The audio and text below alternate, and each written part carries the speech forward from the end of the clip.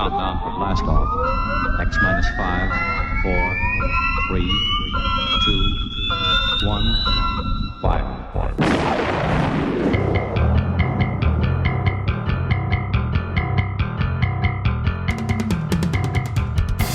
Welcome to Lord Blood-Rah's Wrackin Theater.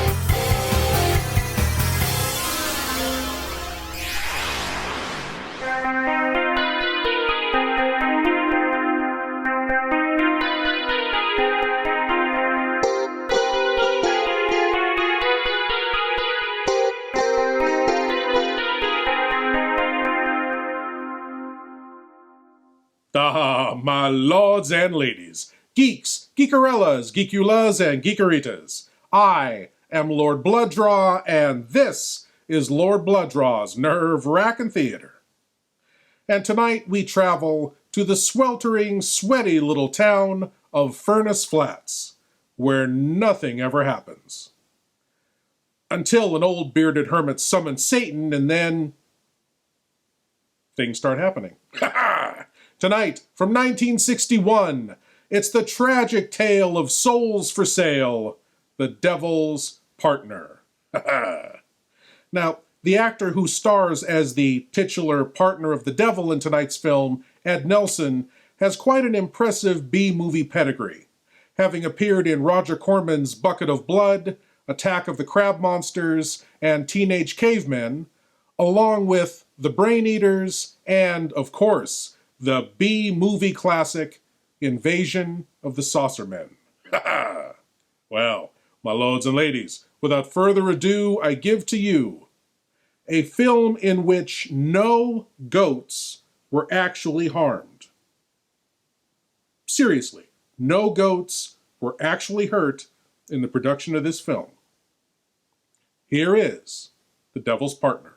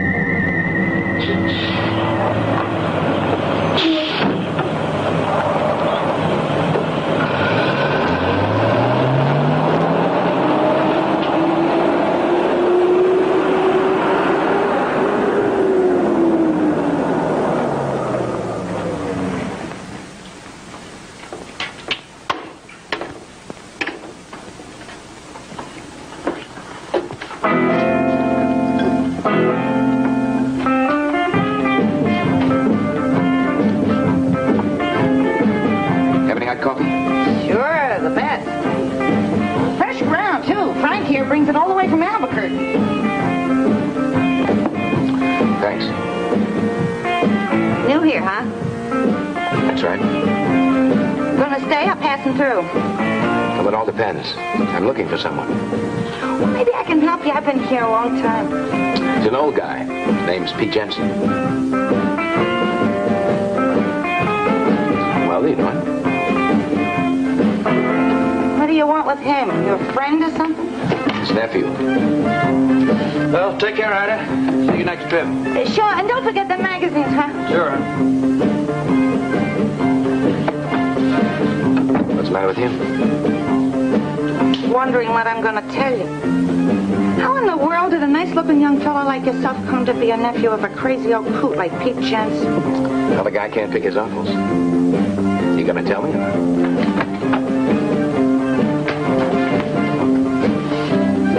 You Pete Jensen's nephew? That's right. Why is it a crime? Let's go on over to the office. We can talk better there. Talk about what? In the office, huh? Anything you say.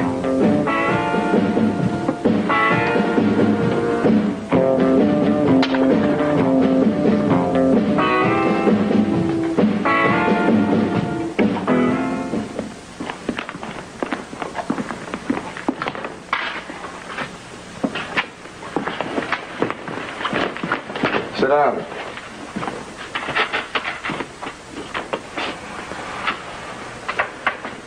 Just when you think it can't get any hotter, it fools you and does. Yeah, it's all right. But you didn't bring me here to talk about the weather, Sheriff. What am I here for? Well, I don't know how to tell you. It isn't too pleasant. Your uncle's dead. Well, that's why I'm here. I was his only living relative. I figured I'd better come by. How'd you know he was dead? He only died 4 days ago. Well, I didn't. You see, he wrote me a letter a short while back asking me to get over as quick as I could. He said he wasn't feeling well. But your uncle didn't die from natural causes. In fact, he may have been murdered. I'm not sure. Murdered? Yeah. They found him in his shack, in a pool of blood. It could have been his and might not. We're not sure of that either. How do you mean? Well, the only mark on his body was a small cut on his left wrist. And we also found a goat in the shack with its throat cut. Now, the blood may have been the animal's. I've sent a sample down to Albuquerque to let the lab men decide. I'm waiting for an answer. It sure was peculiar. Yeah. I'm sorry, but your uncle wasn't liked in this town. He had many enemies. It's too bad I've got to break the news to you like this. Yeah, it looked like he saw something horrible. Was anything missing when you found him? We don't know that. As I say, he wasn't liked, and nobody had been around there in months. He didn't have anything that anyone knew of, except these. Here's most of his things. I put them in this carton to make them easier to handle. Yeah, thanks.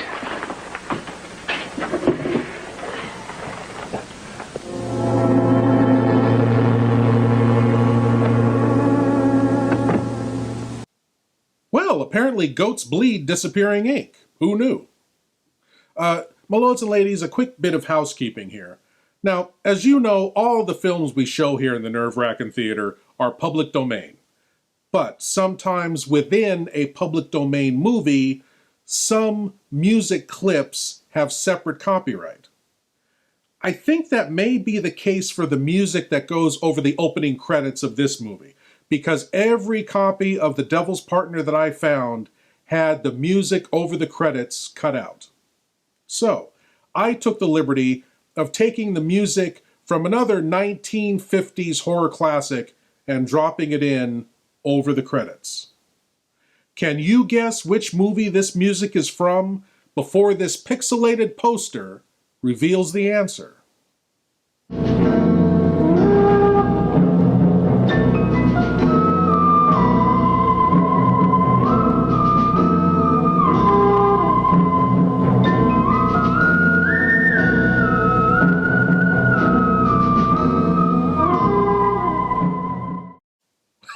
Yes, my lords and ladies.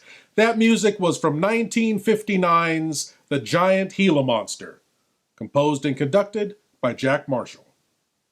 Hey, who says legal disclaimers can't be fun?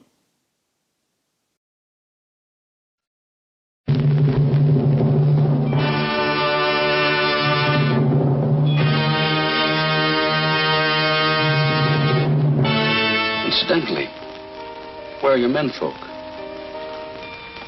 You're the first man I've ever seen.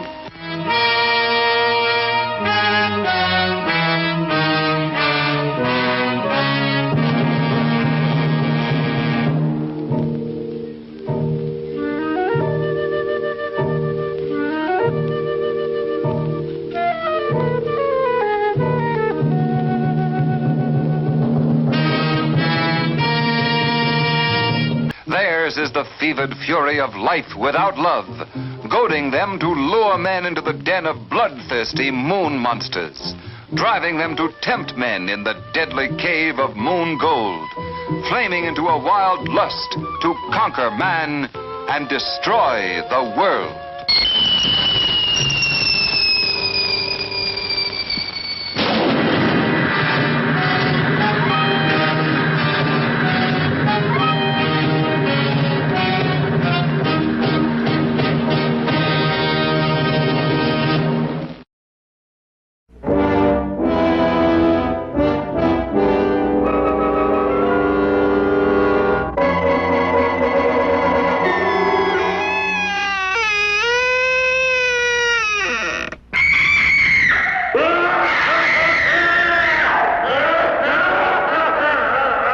Vincent Price, and you're invited to my party in the house on Haunted Hill, where so far the ghosts have murdered only 7 people. So won't you come and make it 8? You'll see human heads without bodies. Mysterious pools of blood dripping from the ceiling. The walls move slowly in against you. Don't try to escape, you can't.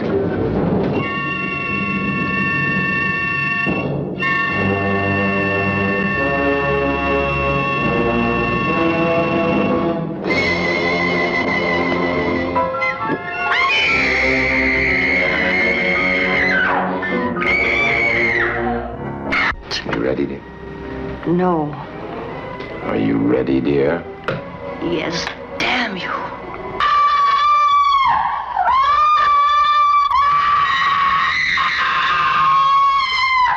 The ghosts are waiting, so won't you join me in the house on Haunted Hill? Hurry, or you'll be late for your own funeral.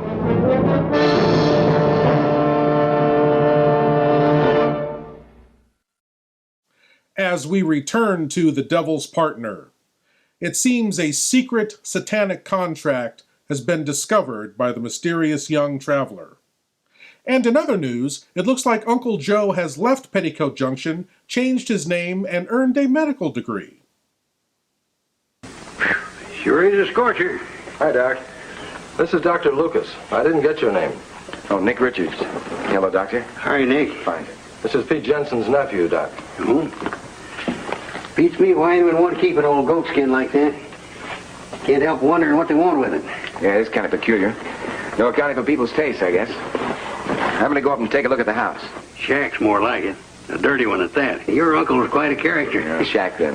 Who knows? My uncle may have left me a fortune and never said anything about it. Thanks a lot, Sheriff. By the way, there's one more thing. I hate to mention it, but your uncle not having any money left some of the folks holding the bag. There wasn't anything left to pay funeral expenses with. How much was it? Oh, I'd say $40 would cover it nicely. I'll take care of it as soon as I'm settled, okay? That's fine. Tell you what, I'll give you a lift over there. It's only a few blocks, but in this heat, it'll seem like a mile. It's all right, Sheriff. I'll be okay.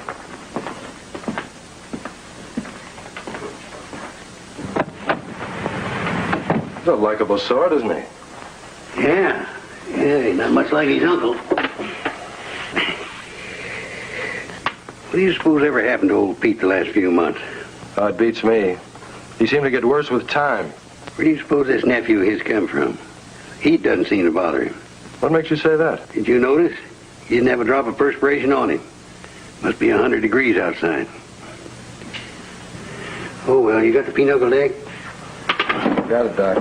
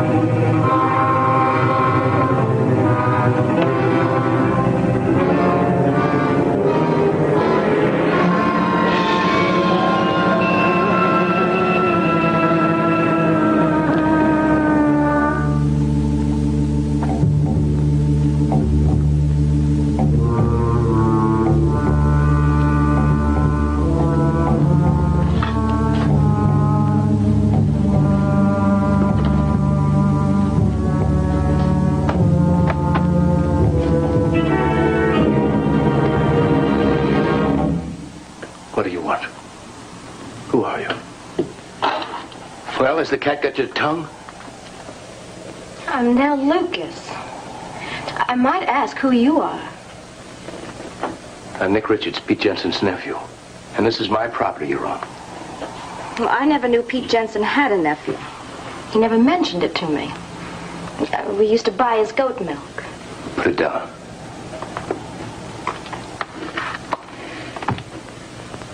My father uses it for TB patients. Oh, you're the doctor's daughter. That's right. When Pete died, I didn't know he had any relatives, so I continued coming over here for the goat milk. I didn't know it would upset anybody. I'm sorry. You're kind of startled. Well, forget it. No, wait. I am sorry, honest. It's all right. You don't have to apologize. After all, it is your property. Well, I didn't mean that exactly. It's just that, well, it's been kind of a difficult day for me. And ever since the sheriff told me that my uncle may have died from something other than a natural cause, Will you forgive me? Oh, I'm sorry. I wasn't very polite either. Shake? It's a deal. As for the goat, you can come over anytime, if you do the milking. Okay. My hand.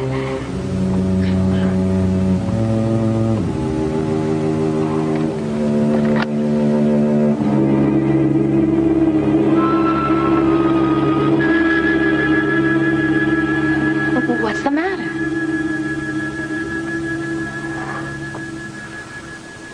Just kind of dizzy. Am I right now?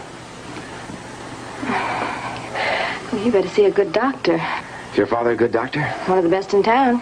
That's what I thought. How many are there in town? Just Dad. Well, thanks again for the milk. Okay.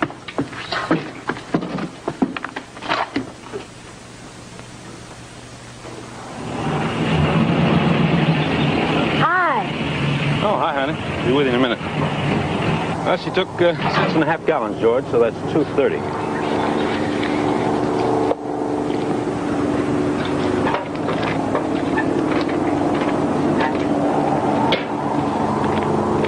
There you go, George. Thanks a lot. See you later. Keep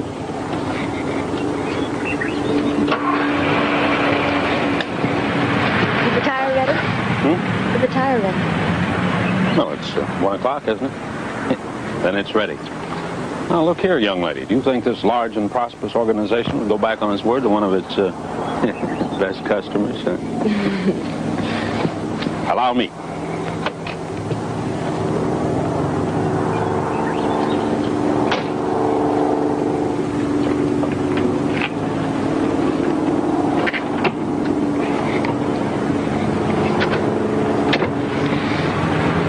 There she is. Good as new. I think I'll have the owner notified and you shall be given a raise. Well, thank you, ma'am. Say, would you like to meet him tonight? Huh? Oh, I don't know. My time is pretty much filled, you know.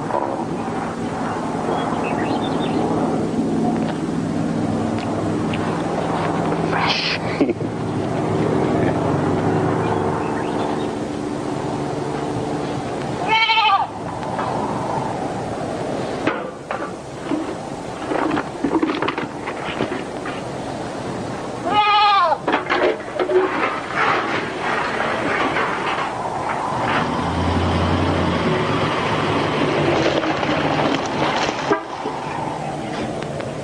Hi. Hi. Don't tell me you need some more milk already. No, I haven't delivered it yet. I'm on my way now. I thought if you weren't busy, you might like to come over and see how much good the milk is doing. Where would that be? Over at Harry Matthews' house? Well, of course, if you're busy. No, I'd like that.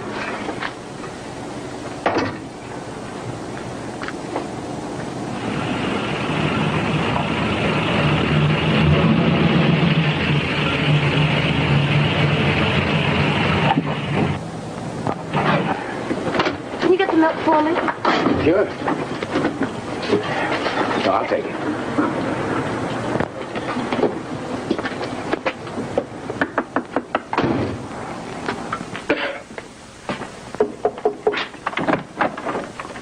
Hello, Nell. Saw you drive up. Come on in.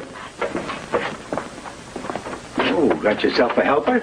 Oh, Harry, this is Pete Jensen's nephew, Nick Richards. Nice to know you, son. How are you, sir? Sorry about Pete. I didn't get on too. Some people seem to die a natural death. Well, actually, not much anyone can do for lung trouble, but it does help a lot. And I sure do want to thank you, Mr. Richards. Well, you're certainly welcome, sir. I'll wait for you in the car now. I'll see you later, sir. Come on by, son, anytime. I will. Real nice young fella. Pity his uncle didn't have some of these qualities. Yeah. Pete was always more than nice to me. I think that's understandable, even in Pete's case. I better be going, Harry. Well, thanks again for bringing the milk. You've gone to a lot of trouble for me. And someday I hope I can repay you. And say hello to your dad and give him my best. How's he been? Oh, he never stops. But I'll say hello for you. Goodbye, Nell. Oh, Harry, this is Pete Jensen's nephew, Nick Richards. Nice to know you, son. How are you, sir? Sorry about Pete. I didn't get on too. Some people seem to die a natural death. Well, actually, not much anyone can do for lung trouble. Well, my lords and ladies, that cut-up, jumpy scene illustrates yet another pitfall for we horror hosts who show public domain films. Very often the films we get a hold of are copies of copies of copies that have been distributed to theaters and drive-in the country. Many times, quite a few times, and then being edited, put back together using duct tape and chewing gum. It's hard out here for a horror host. Yeah, fair enough. Feed me food. Oh, take it easy, Dracula. What do you think I'm carrying here, my dirty laundry?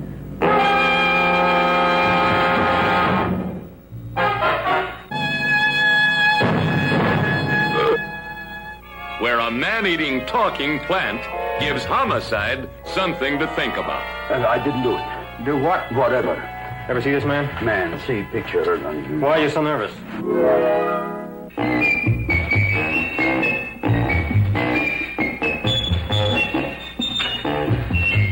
Oh, boy, you kiss good, Audrey. Oh, I guess I just have a good kisser. Now you will do as I say. Yes, master. You will go out and find me some food. Yes, master. What's the matter? Don't you like me? Too bony. Too bony? Nobody ever told me that before. Beef is better than veal. Ah, you're such a dodo. What do you call this? Chopped liver?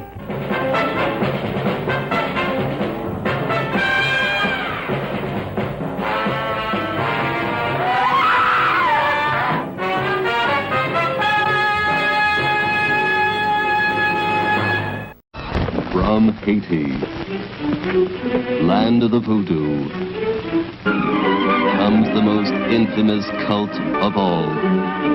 Bela Lugosi as Murder Legendre.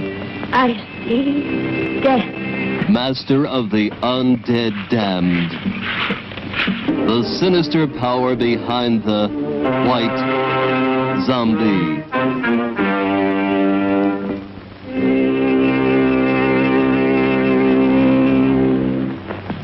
Zombies? Yes, they are my servants. This soul killer takes men from their graves to be his slaves.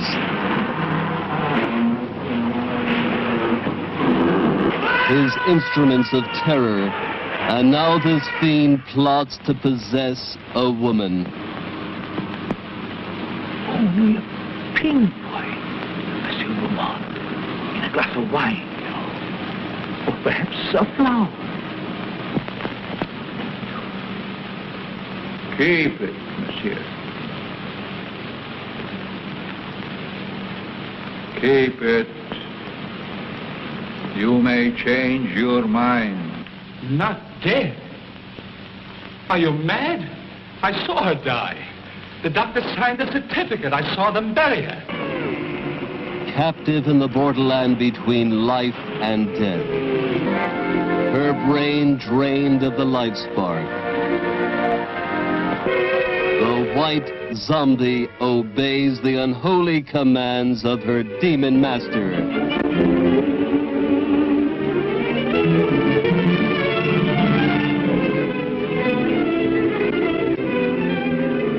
As mindless creatures carry out his cursed will, terror explodes in horror and heartquake. Zombie! Allez, allez! Never eyes so evil, never powers so potent, never magic so black. Bela Dracula Lugosi, as the master of the white zombie.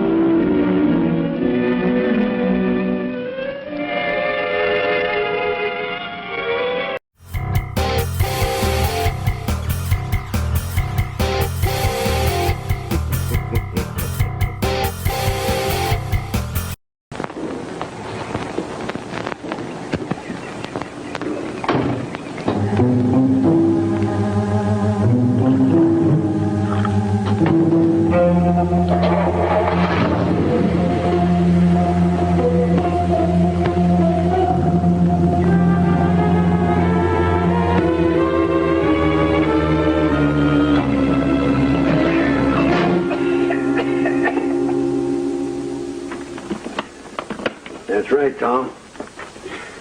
Nell said she was here and that the time was about 1:30, right? She swears that he looked perfectly all right when she and Nick left. I don't understand it. I gave him regular checkups. Never any indication of any kind of a weak heart condition. What about the milk? No, it couldn't have been that. Well, why not? Because I always run tests on it before Nell brings it over here. See, goat's milk's a lot richer than cow's milk, more apt to sour. I always run the test on it before I put it in the container. Well, couldn't he have choked as he drank the milk and caught his breath maybe and then coughing had a heart attack? I mean, isn't that possible? It's possible. As I told you before, Harry Matthews had as sound a heart as you or me. No, we'll have to come up with something more professional than that. See, a man just doesn't have a heart attack without some apparent reason. Hello. Yes, Joe. I just got a report from Albuquerque. Read it to me. Thanks. That's the lab report from Albuquerque. You were right. It was goat's blood on Pete's hands. Still doesn't explain why he died. Unless it was a coronary thrombosis. A what? Heart attack. Well, I'll be in my office. If you need me, call me. Thanks, Doc.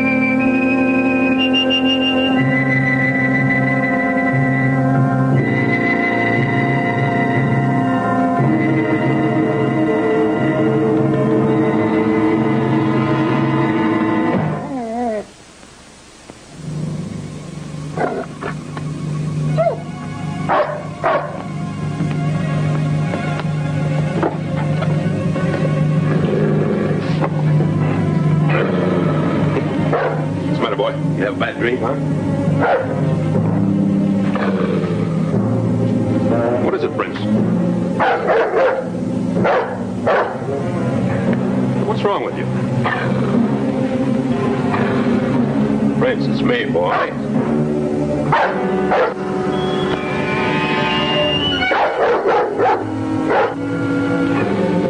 matter with you? France, it's me!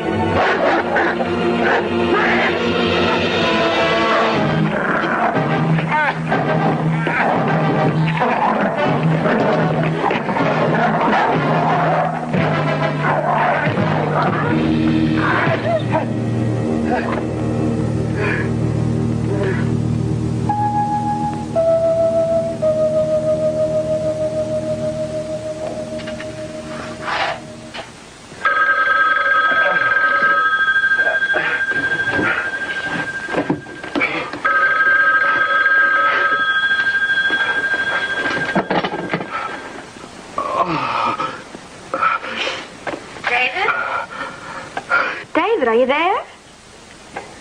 Yeah, I'm here. What's wrong? You sound terrible. Prince, my dog, attacked me. Should he go mad? I don't know. David, you wait right there. I'm coming over. David! David! David!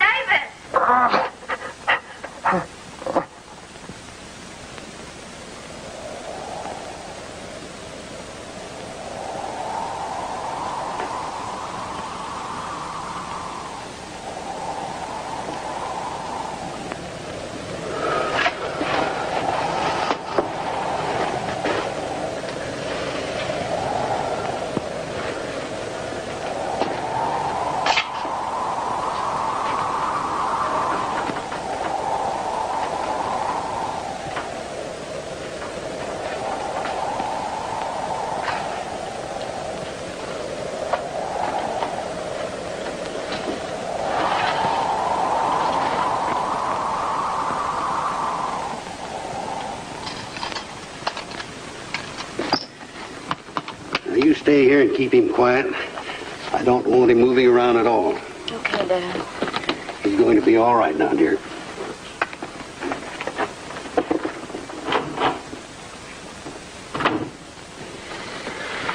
I don't know, David. It's up to you. Dad thinks that under the circumstances, you would be making a wise move. All right. Suppose I do hire someone to run the station. What am I going to do? Get well? It's going to be tough. Come on, you're a tough guy. What'd you tell this guy, Nick? Just that you wanted to talk to him. Mm-hmm. Come in. Hi. Hello, Nick. You must be David. Nick Richards. I want to thank you for offering to help me out. Well, I don't know about that. I kind of figure you're helping me out, too. So it works out for the both of us. Want me to show you around? Well, you don't have to. I've done this kind of work before. And in this kind of heat, too. Then it's all settled. Sure. If you like, why don't you give me the keys to the cash box now? I'll go down and open the station for you. All right. The keys are there on the table.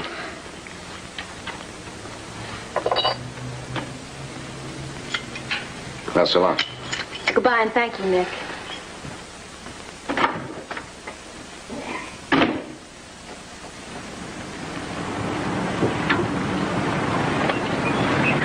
You feel better now? Yeah, I really do. Sure was nice of him to help me out this way. Yeah. I don't understand when you said you were helping him. What do you mean? He doesn't need the money. No? How do you know that? Well, I heard Dad on the phone today. He was talking to Mr. Carter, the bank manager, and he told Dad that Nick deposited $2,000 this morning. You know, David, I think Nick's trying to be a real good friend to you. Yeah, I think you're right, honey. I guess he came along just at the right time.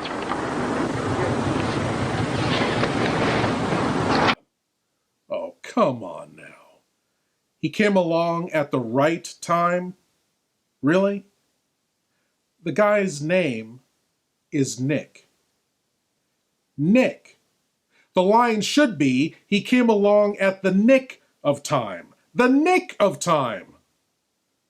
You know, this guy's pretty good at running a gas station, but he'd be a terrible horror host. Hey!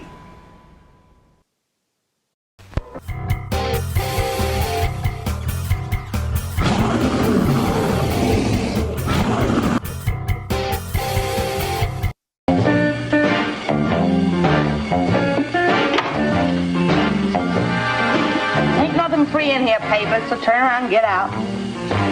How much do I owe you? $2.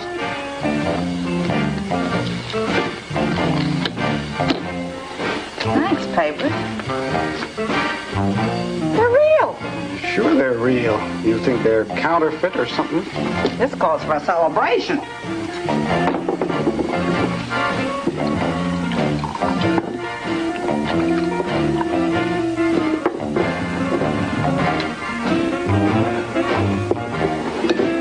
Where'd you get this money?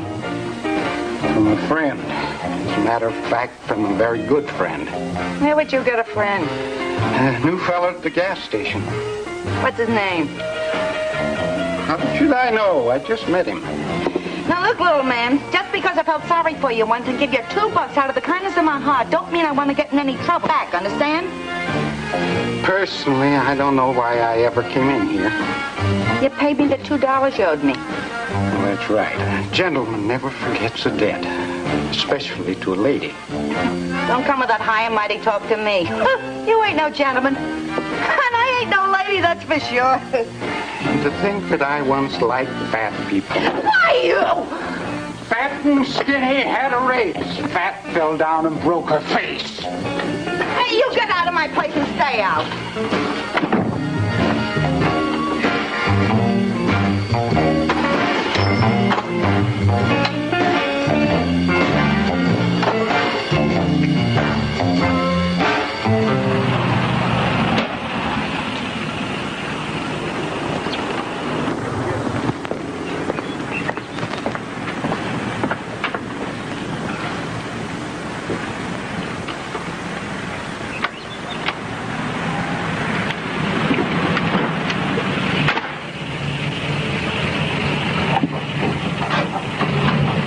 Hi, come on in.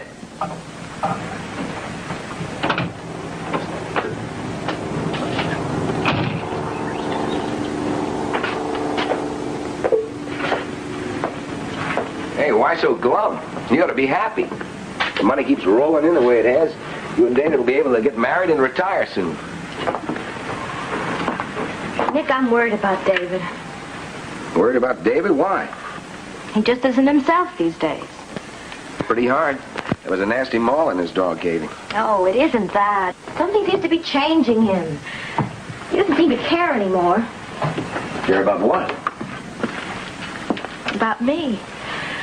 Every time I go to the house, he's always busy with something. Too busy to see his future wife. Well, maybe he's worried about his scars. The bandages are coming off in a couple of days. I know if I were in his shoes, I'd be worried. I mean, worried that my girl still wanted to marry me. Scars or no scars. But that's just it. I've told him about this. I told him I don't care what he looks like. I just care about what he is. Well, to have a girl that feels that way can cure things a lot worse than scars. You want a Coke? I'll buy. Sure.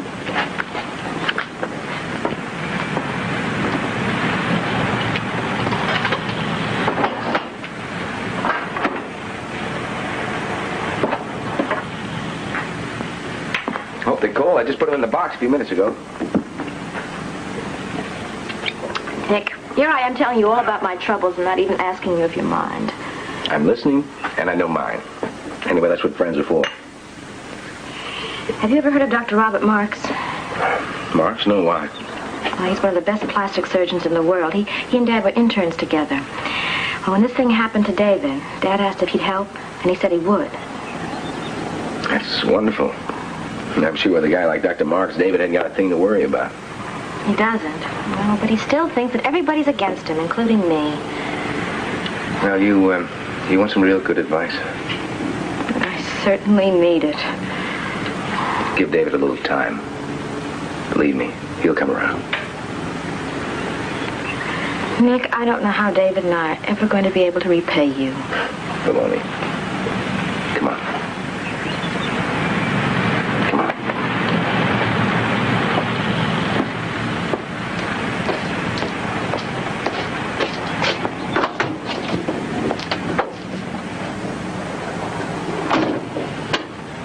By the way, what time is this Dr. Marks coming in? He'll be leaving Albuquerque tonight. That's good. I'll see you later, huh?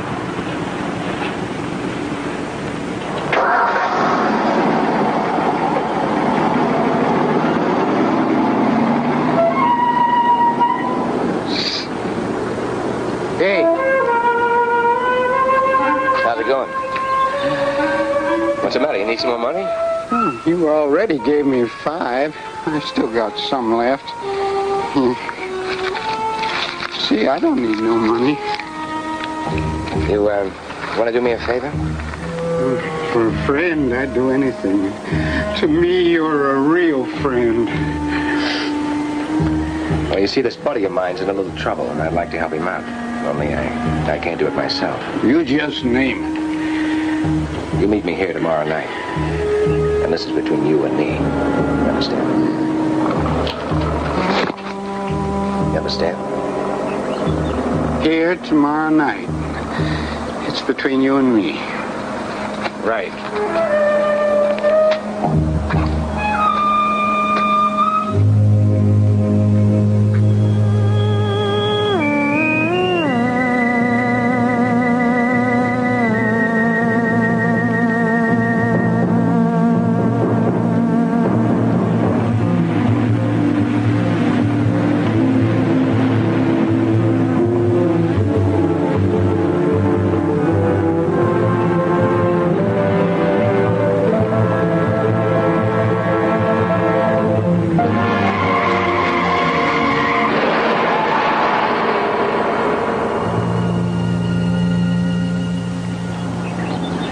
So then what happened? Well, this is the strangest part of the whole thing. To reach the highway, that steer had to drift 4 or 5 miles away from the main herd. Then it lays itself right down in the middle of the highway, right smack in front of the doctor's car. I don't get it. Here's a tough break for David. Doesn't make sense, a hunk of beef killing a man like Dr. Mark. Was he alive when you got there? Yeah, at least it was over quick. Yeah, you're right. I don't know how you do it, son. What? Well, here it is over 100, and you're just as fresh as if you just stepped out of a freezer. What's your secret? Promise not to tell anyone? Sure. Well, I'm really the devil. It got kind of hot down there, so I came up here to cool off. Sort of a summer vacation. Wait a minute. Howdy, Tom. Hi, Nell. Dave.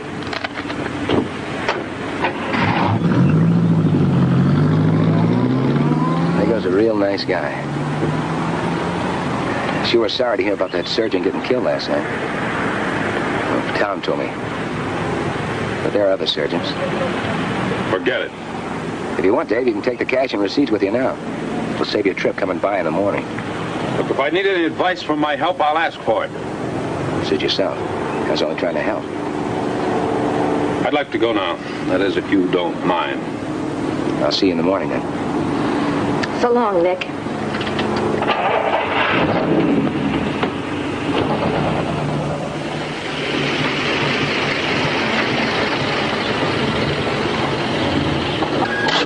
Thank you. David, what is it? You're acting as if you hate everybody, including me. You don't know what you're talking about. There's nothing wrong. There must be. You're acting so cold and so hard. Can't you see? Yes, I can see. I can see David Simpson, the David that made me the happiest girl in the world when he asked me to marry him. David, I don't care what you think you're going to look like. I only care about what I know you to be. The sweetest, gentlest man this side of heaven. That's what I can see. Only what's come over you? David, we were going to get married. Doesn't that mean anything to you? Well, don't you think it entitles me to an explanation? Or are you really starting to hate me, too? Answer me, David.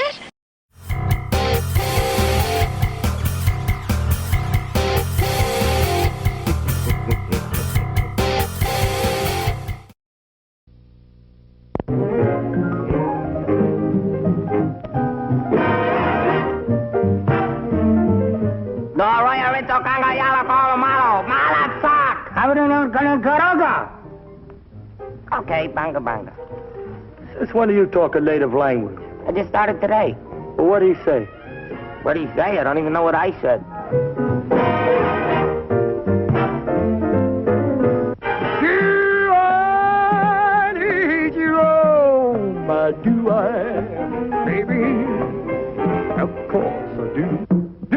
Bill and Sammy Petrillo turn an island paradise into the zaniest madhouse in the 7 seas. Charlita puts a gleam in Duke Mitchell's eyes. Your smile only added life to your masquerade. Muriel Landers puts the whammy on Sammy. Sammy! Run for your life! Go on, get out of here. Run for your life. Ramona, the romantic chimp, takes off on a romantic chase of her own. Strange. But interesting. Really think so? What a charming couple. Bela Lugosi finds the perfect subject to turn a gorilla into a goof, and vice versa. Look, what are you trying to tell me? I don't understand a word. What am I, dumb or something? Don't answer that. Now look, Duke Mitchell, I'm running this game, you understand? And don't talk back. Yeah, now put it on, because we got to get out that door.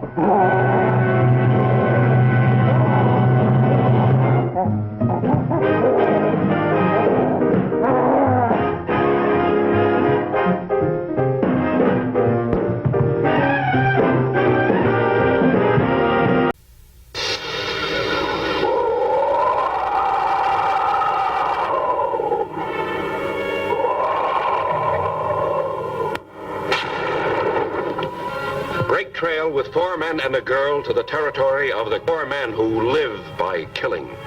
A girl who has experienced so much that only sadistic brutality can thrill her.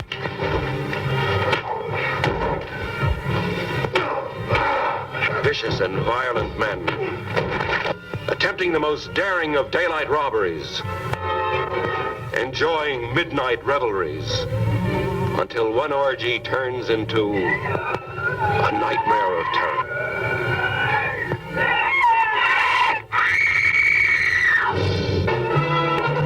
Ride the ski lift to the very top in thrills. What I saw you wouldn't believe. Watch men who deal in death meet and fight the invincible beast from Haunted Cave. Now back to The Devil's Partner, where it seems that David just can't get over feeling betrayed by a certain famous dead pop star. David,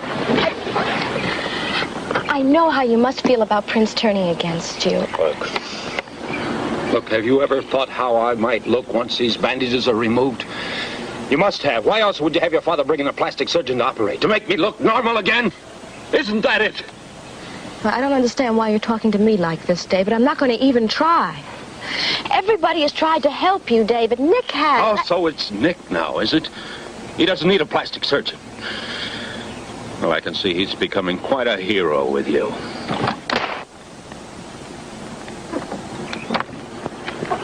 David, I'm sorry. I'm sorry, David.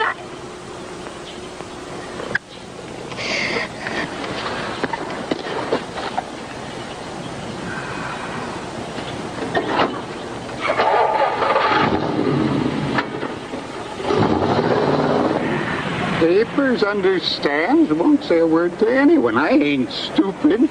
Now will you give me the money so I can get a little drink? It's awful hot, and gee whiz, money sure don't last long. Okay, here. Now get out of here. And be at my place at 10 o'clock, you understand? Your place at 10. I ain't stupid. I'll be there.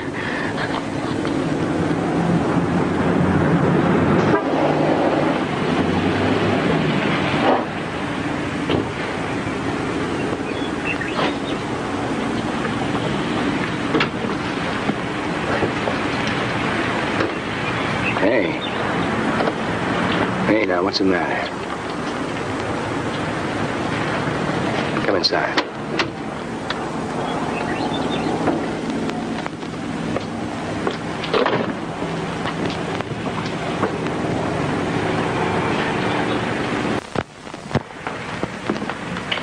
What's the matter?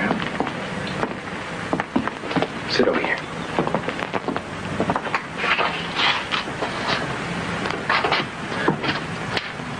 tell me, what's a pretty little girl like you doing with tears in her eyes? It's David. I slapped him. Oh, Nick, I don't know what to do. He doesn't even know that I'm alive anymore. Are you still in love with him? Yes. That is, I love the David I knew. Now, oh, Nick, I just don't know anymore. Well, sometimes we think we know someone, and then there's a little pressure. It might turn out completely different than we thought. Oh, but David was so kind and gentle. He wouldn't have been rude to a living soul. Then why did you slap him? I don't know exactly. I think it was because he suggested there was something between you and me. Oh, that's crazy. Well, he didn't come right out and say it. Oh, Nick, he's so strange. I don't understand how things can go so wrong. Maybe they're not wrong. Maybe this is the way it was meant to be.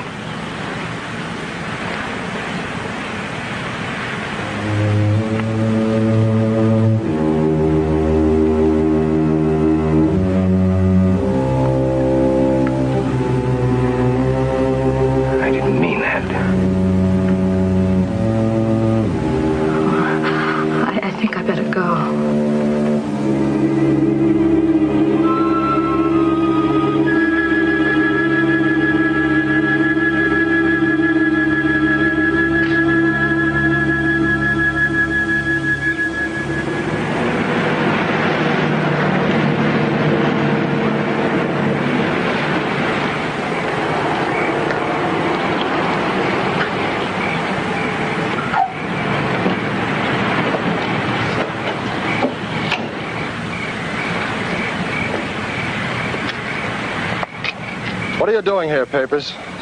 I wasn't doing nothing honest, Sheriff. I was only trying to find something to read. You'd better go on home now. It's past 10 o'clock. Past 10 o'clock? Yes, it's almost 10:30. Now do as I tell you and go on home before you spend the night with me. 10 o'clock. 10.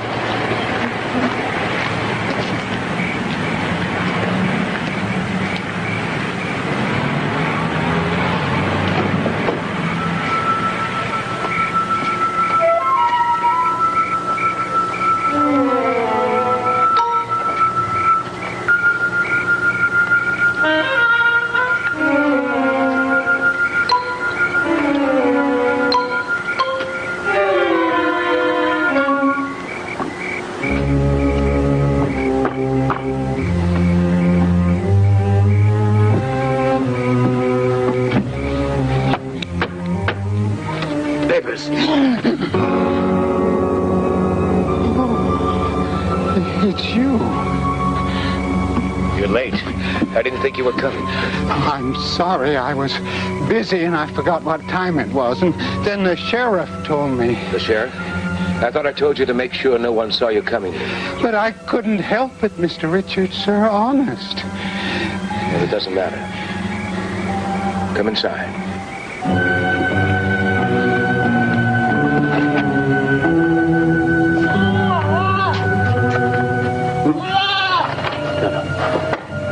Sit down over here. Is that a goat? Yes, Papers. It's a goat. For a minute there, I thought I was having the DTs. Now sit here.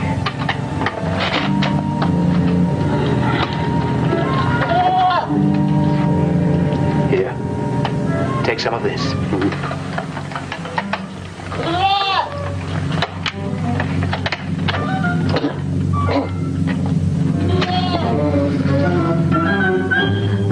What you gonna do with that? Don't worry. I'm not gonna harm you. Do you remember what I told you this afternoon at the station?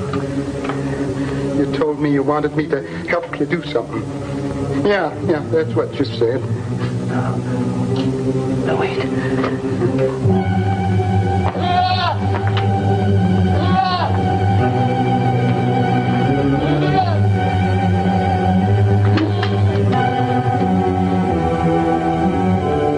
just for a moment.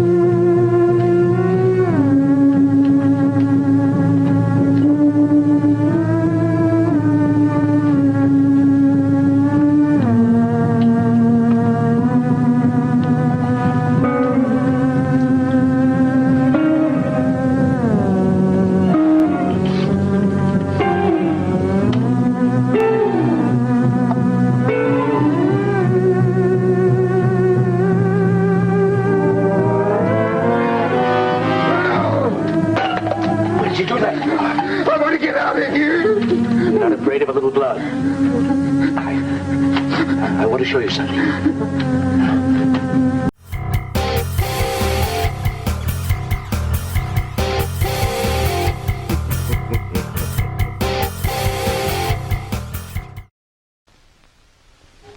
Larry!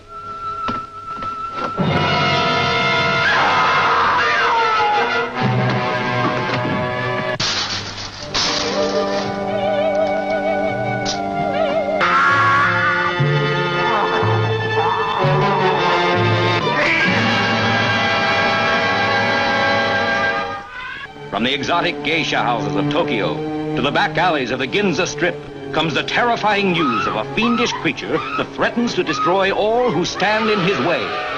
This is the frightening story of an American reporter in Tokyo who unwittingly became the victim of a shocking scientific experiment that turned him into a horrible mutant, half man, half monster, the Manster.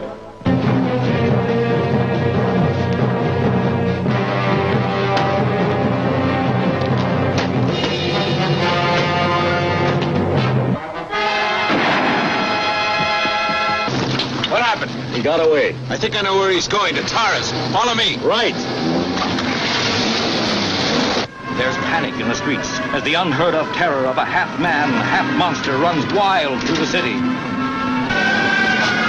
There he goes! Don't miss The Manster, a genuine thriller in the most frightening sense of the word.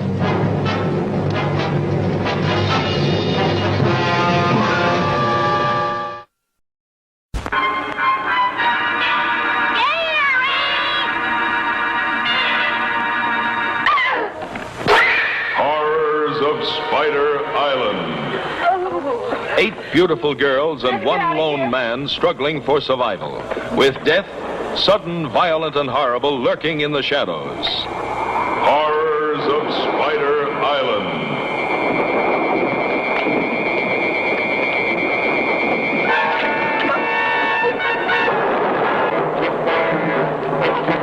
Out of the night came a fate worse than death. A man's mind twisted, his brain poisoned, with an uncontrollable lust to kill.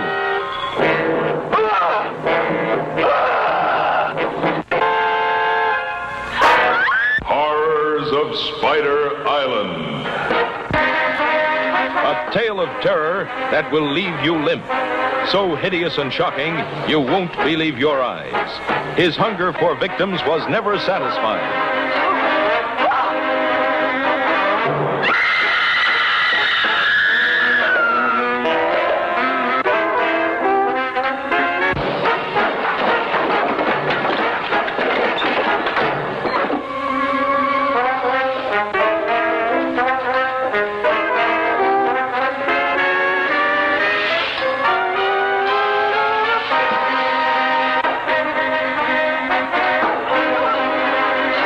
Prepare to be frightened out of your wits by the Horrors of Spider Island. As we return to The Devil's Partner, either Nick is about to perform some strange satanic ritual, or he's about to demonstrate his family's secret recipe for sweet and sour goat.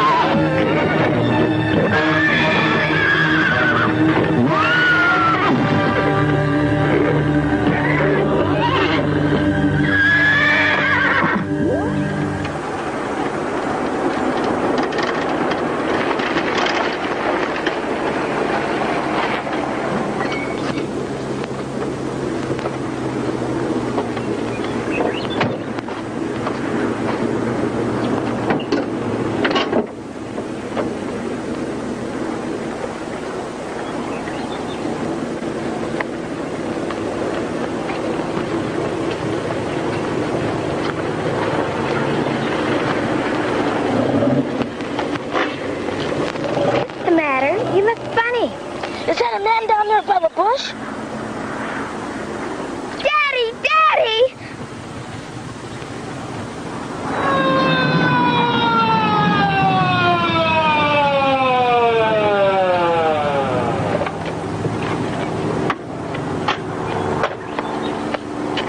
There's the body down there. I'm Sheriff Fuller, and that's Dr. Lucas. Boy, are we glad to see you. John Winter's the name, and this is my wife, Martha. Is he dead, Doc? Been dead about 6 hours. Looks like a horse trampled him. All right, let's go over that again, what you told the driver to tell me. Well, the car got overheated, so I pulled over to the side, let the kids get out of the car to stretch their legs a bit. We'd been on the road a pretty long time. Just about that time, Vera Jean started yelling. Then they both got all excited, screaming they'd found a dead man. I didn't believe them. You know how kids are, Sheriff. Always imagining things. But they kicked up such a fuss. Finally, when I went over to this place where And there he was. I've never seen such a mess. So then you flagged down the car and called me. Well, I guess that about does it. Certainly appreciate your cooperation. I'll have a look. Thanks again. Don't you want a statement? No, I think I have all the information I need. Thanks anyhow.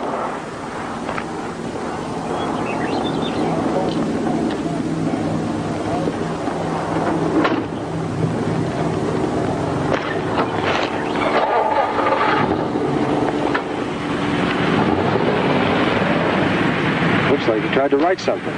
P-E-T-E, Pete, is R-I-C-H, rich.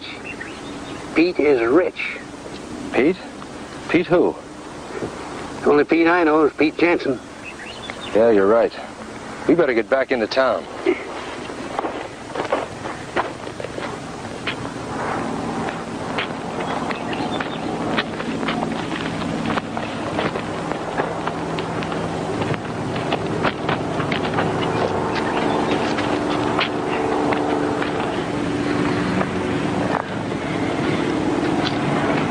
But that can't be. Pete Jensen's dead. You know, Doc, this don't look so good. Pete is rich. I think I can straighten you out on that. Papers knew Pete better than anyone. So? Most everybody thought Pete didn't have a dime to his name, right? So you think that that's what Papers was trying to tell us, that Pete was rich, huh? It's a theory I'm going on. Now, we both know that Nick, Pete's nephew, came to town without much money. He didn't have enough to pay you for Pete's funeral. I happen to know a few days ago he deposited $2,000. Maybe that's what Paper's trying to tell us. Does that make any sense to you? Yeah, it does. But why did he do it? You know, write that Pete is rich thing in the sand. Yeah. And where did that horse come from? The nearest ranch is miles from here. Now, Doc, there's something strange about this. Now, do me a favor, will you? Sure, Tom. What? When we get back into town, if anyone asks you what happened to Papers, go along with me and just say that it looked like a car hit him, huh? Hit by a car? Why? Well, let's just say I've got me a hunch. A hunch that there's a lot more to this than you and I can see. Maybe Pete ain't dead. Tom, you and I both saw Pete buried. I did sign the certificate. You were there when I signed it, remember? I know, Doc. I know Pete's dead. But I also know that Papers is dead, too. All right, Tom. I'll go along with you. I'll say he was hit by a car. I'll get that blanket.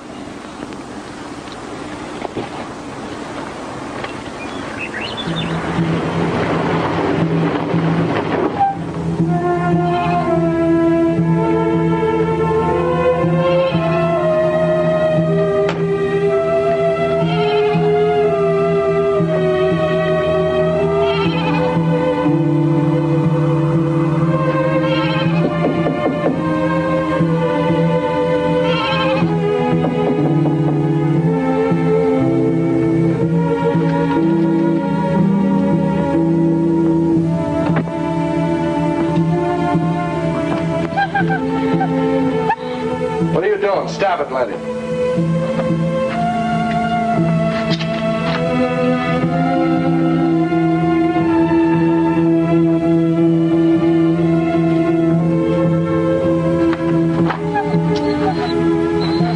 Come on, Letty, let's get out of here.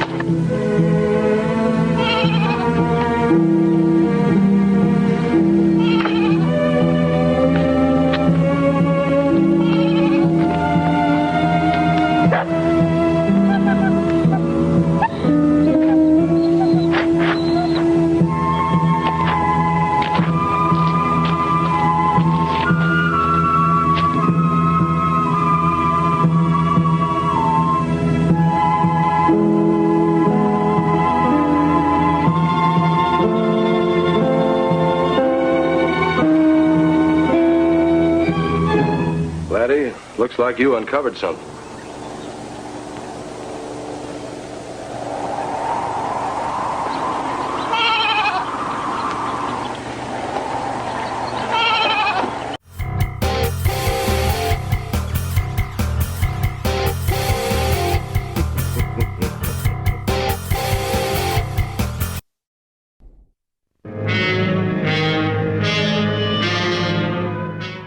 You you've lost the urge to experiment. Oh, every time you touch me, I go out of my mind.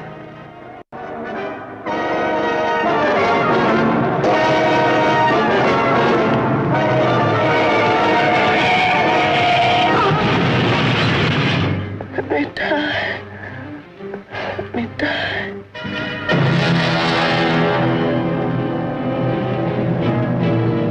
Her brain kept alive by experimental science, by a man whose abnormal passions inspired him to try the impossible. I brought her back. She'll live and I'll get her another body. Yes. What of her soul? How can you make of her an experiment of horror? His mad ambitions and desires threaten every woman possessing an attractive body. Girls whose measurements make them beauty contest participants. Professional figure models such as this. All are prey to his distorted desires. What's locked behind that door? Horror. No normal mind can imagine. Something even more terrible than you. Horror has its ultimate, and I'm that. Behind that door is the sum total of Dr. Courtney's mistakes. He intends to kill somebody. To rob them of their body. We've got to stop him.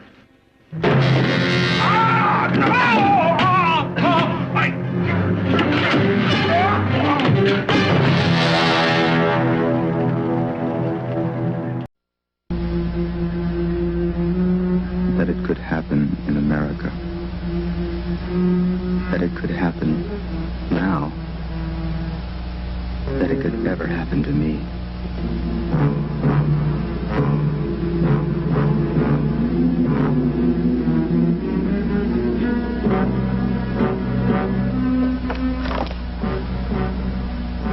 Another murder tonight. At Watergate. My apartment.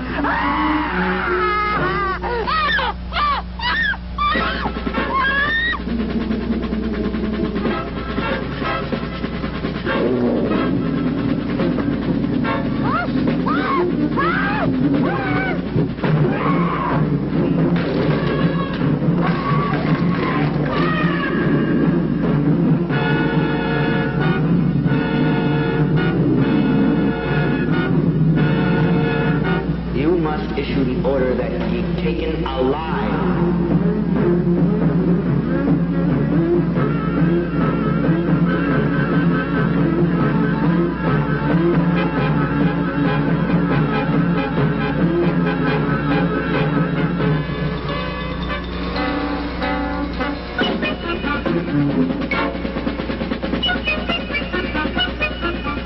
The moon hasn't risen yet. Put a guard on me.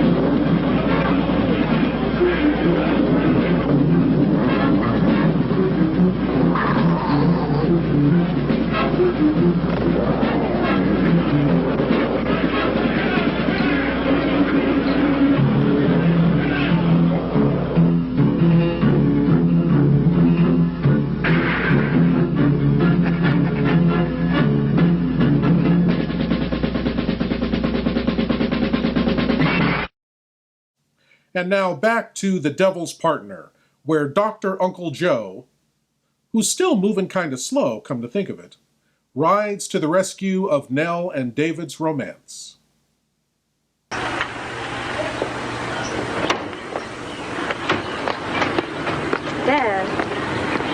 Dad, you will talk to him, won't you? Well, I'll do the best I can. But are you sure there isn't anything between you and this Nick fellow? Oh, of course I'm sure. David's imagining things. Well, like I said, I'll do everything I can. But I'm not doing it because you asked me to. I'm doing it because I think David would make a fine son-in-law. Oh. Thanks, Dad. I'll see you later.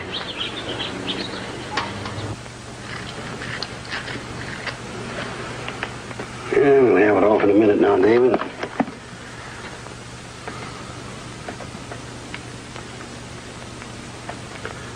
Tape's fixed pretty tight.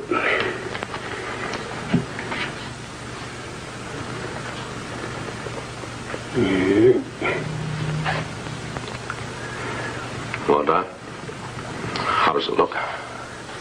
Oh, I've seen worse.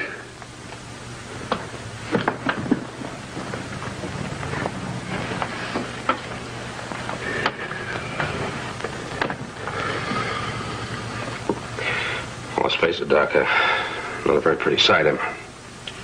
Well, you're going to need some work. It's amazing the things they do these days with plastic surgery. What about Nell and me? If we get a chance? Well, that's up to you, Dave. I will tell you one thing. Nell loves you very much. You're not helping matters by not talking with her concerning your future together. Doc, look at me. Look at me and tell me honestly what you see. You know what I see, David. There's your answer. Like I said, you're going to need some work, plastic surgery. But with it, I'm sure your problem's only a matter of a few months at most. No, Doc. No, I love Nell too much to hold her to any obligation I might have put under before this happened, so maybe you better tell her to forget me. You're exaggerating, son. Other people have had accidents worse than yours. They managed. Sorry, Doc. I've made up my mind. Why don't you let your friends help you, David?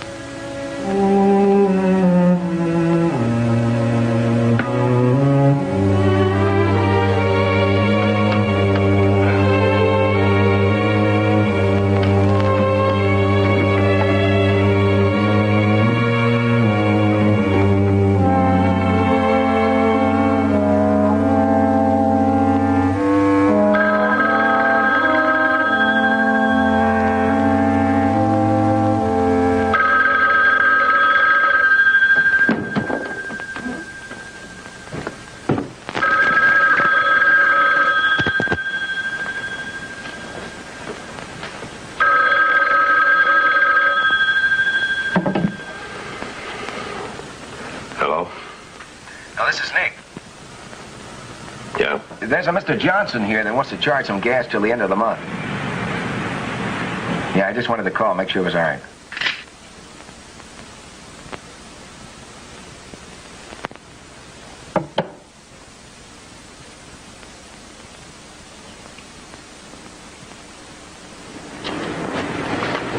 Well, bye now. So long.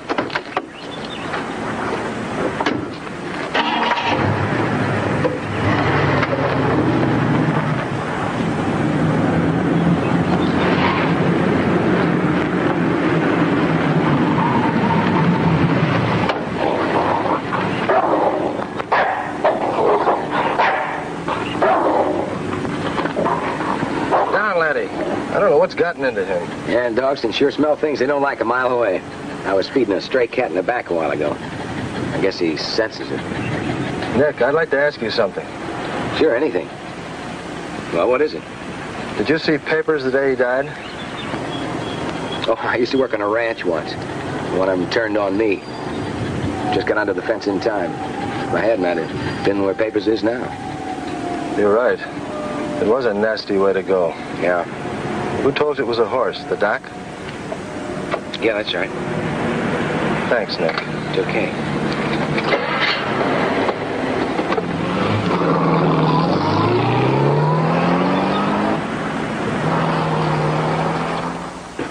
Well, then if you didn't tell him, who did? You and I were the only ones that knew. Well, I don't know, unless it could have been those people that found Paper's body. Maybe they stopped at the station for gas. Look, I asked him who told him, and he said it was you. Now, why would he lie? I don't know. I went over to see Nick this morning. I figured he might be able to straighten out this business about old Pete Jensen being rich. You know, that's what Papers wrote, or at least part of what he wrote. Well, Nick wasn't home, so I took the liberty of going through the place. It's against the law, you know, Tom. I know that, but I didn't figure an innocent man would mind.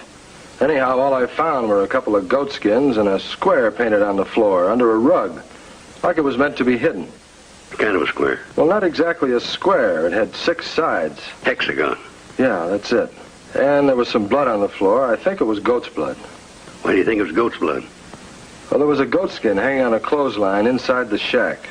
And Laddie dug up a carcass outside. Hadn't been buried too long. Strange. And listen to this. That dog of mine likes everybody. But this afternoon, I thought he was going to go through the car window after that fellow Richards. Richards. That's it. That's what Papers was trying to write. Don't you get it? No, I don't get it. What are you driving at? Papers wrote R-I-C-H in the sand, right? That's what it looked like. Well, that's the first 4 letters in Nick's last name. Richards. You could be right. But even if you are, what's Richards got to do with a horse trampling an old wino to death?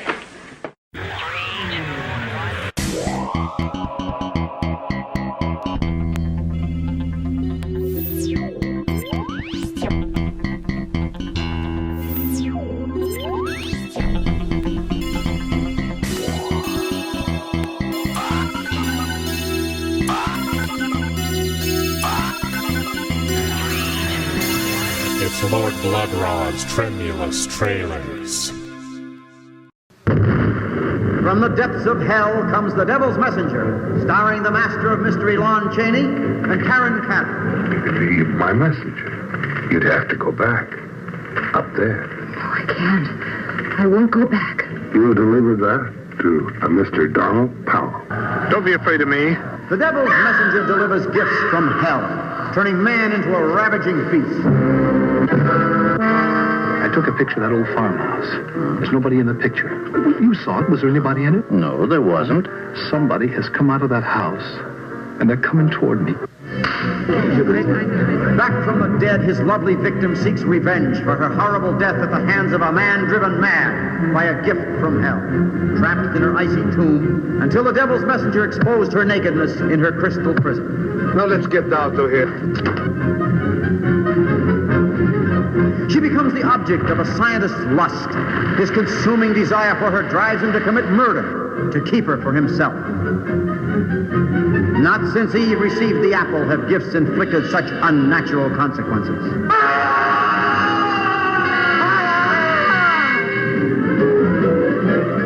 Tonight at midnight, you will be dead. Just how do you intend to kill me? I have no idea. I don't even know you. The crystal ball foreshadows doom, for it is the plaything of the devil, and only he can change the events it foresees.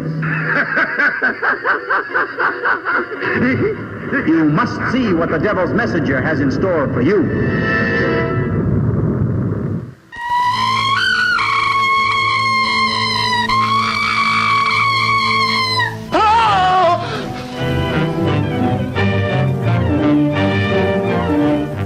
When an animal attacks a human, there's bound to be a lot of noise. But I, as a scientist, take many things into consideration a layman might overlook. Ever smelled anything like this before? Found it in Don Morton's bathroom. Well, yes. That's the same stuff that's been on every one of the Devil Bat's victims. All 4 of the murdered people had this lotion on them when the Devil Bat struck. Layton, I'm afraid all these murders have affected your mind.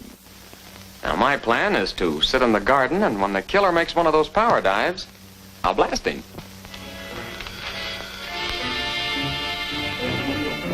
Tonight you have work to do. It's time you were on your way.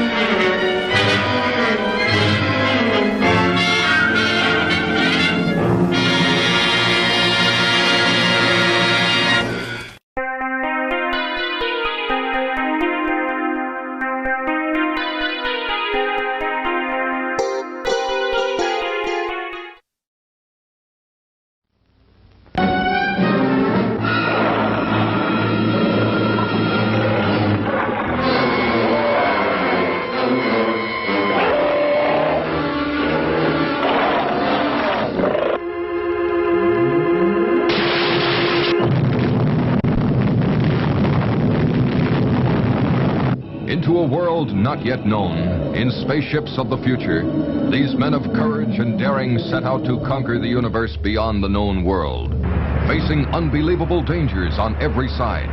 We're being pulled into the sun.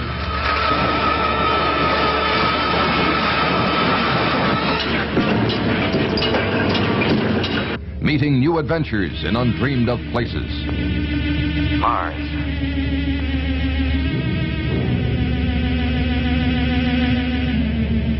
Lost and trapped in space, with no hope of return. We've consumed too much of the fuel. But they have not yet faced the ultimate horror the planet Astar has to offer. Look there.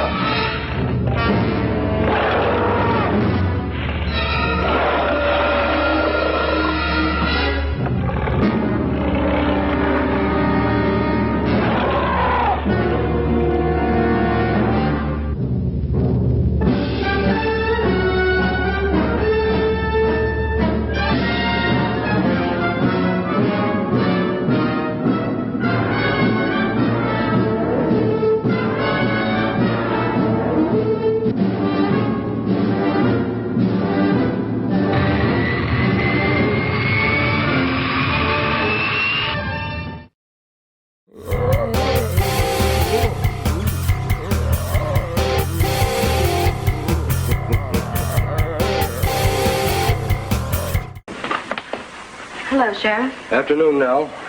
How are you and that boy of yours getting along? Not so well, I'm afraid. I think he's leaving town. David leaving town? Why do you say that? Well, he called Nick a little while ago and told him to drop by the apartment. He wants to make a proposition. Well, what for? Well, Nick didn't know exactly. Dad, I wish you could talk to David. I know if he leaves town, I'll never see him again. Well, David leaving town doesn't make sense. You're wrong there, Tom. It does make sense. If you'd seen the David I saw today, he's horribly disfigured, in mind as well as face. Running away isn't going to solve anything. But you see, Sheriff, it's me he's running away from. He thinks I'm in love with Nick Richards. Nell, there's something I want you to do for me. It's important. I want you to tell Nick that you and David are leaving together. What? It's just a hunch, but I think it'll work. But what might work? I don't understand. You do as Tom says, honey. I'll see you two later.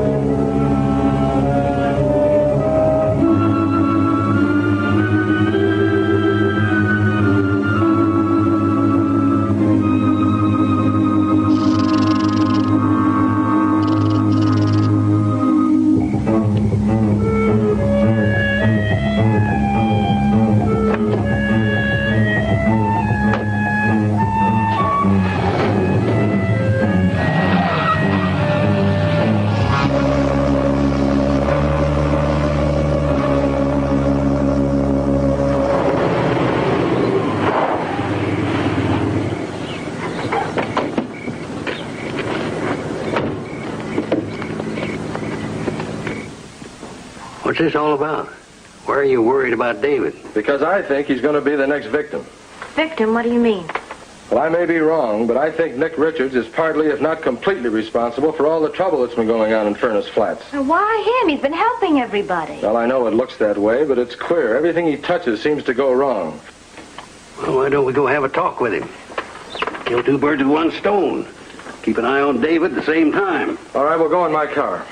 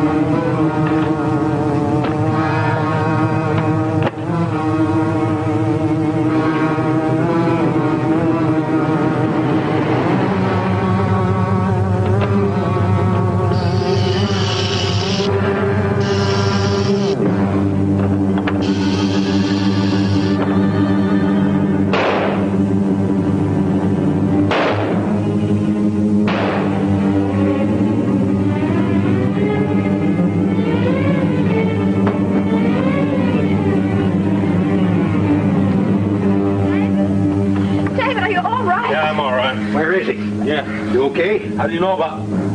Wait a minute. Where's who? Nick Richards. Did you shoot him? Did I shoot him? Look, if you're all going crazy, why would I shoot Nick Richards? I was going to sell him the station if he wanted to buy it. Then what was the shooting? A rattlesnake. A rattlesnake? Rattlesnake in the house? Yeah, I must have crawled in through the window. I was looking for it when you came in. I think I hit it. There's some blood on the floor. You're right. You did hit it. Come on.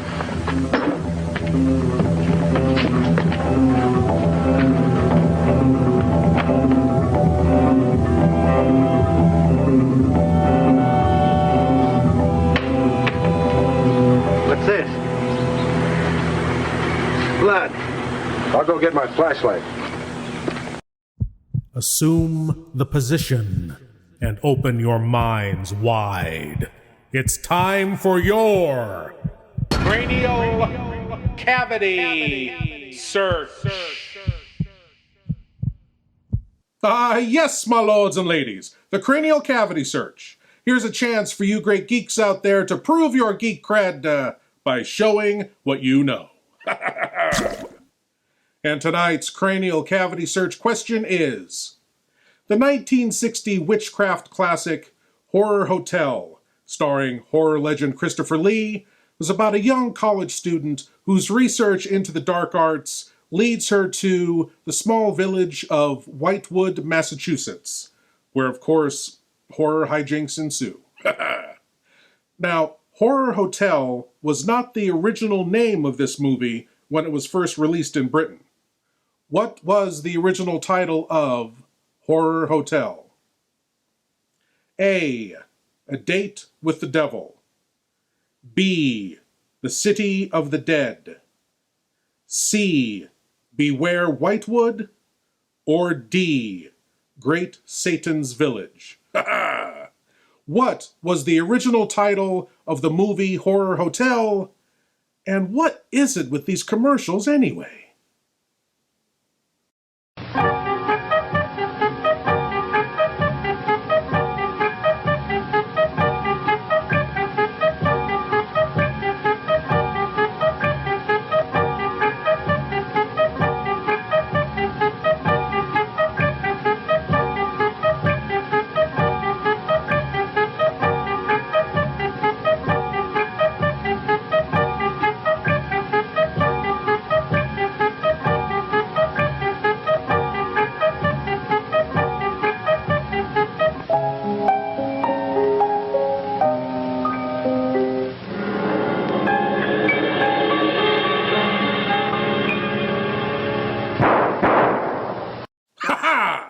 And the answer to tonight's cranial cavity search question: what was the original title of the 1960 film Horror Hotel? It was B, The City of the Dead. Yes, my lords and ladies, The City of the Dead was the original title of Horror Hotel when it was released in Britain in 1960. 2 years later, it reached the U.S. under the title Horror Hotel, but by any other name, it would still be as creepy. But now, on to the conclusion of The Devil's Partner, where a wounded rattlesnake and a trail of blood may lead the sheriff to a terrible truth.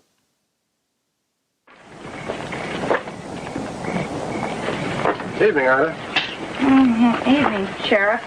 Now, David, Doc. You seen the snake? Sheriff, in all the years we have known each other, I have never been in the habit of seeing snakes. He means a rattlesnake, Ida. Can't say as I have. Saw that cute Mr. Richards, though. Richards? Where, Ida? You don't have to shout, Sheriff. What's all the excitement? We think he might be in trouble. If you tell us, you might help him, Ida. Oh, I saw him just a few moments ago. He was coming out of the gas station. Looked like he was hurt or something.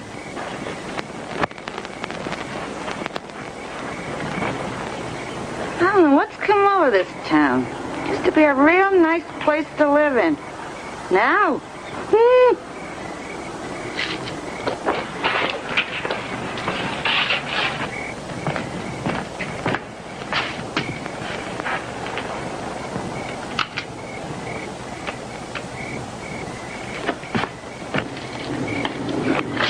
Look, would somebody mind telling me what's going on around here?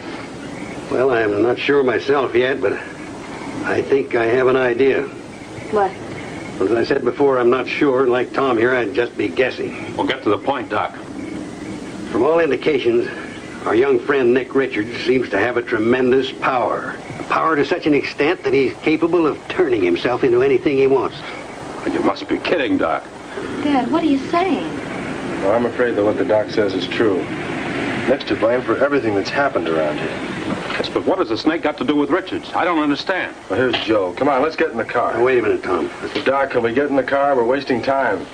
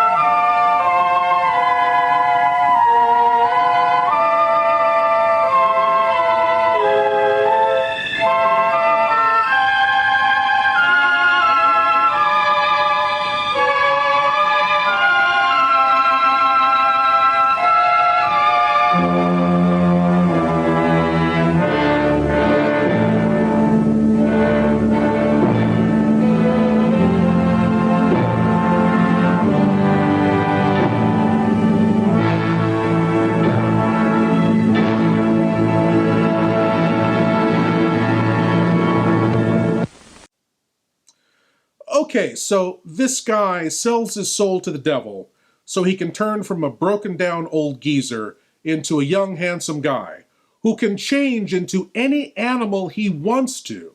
Power to such an extent that he's capable of turning himself into anything he wants.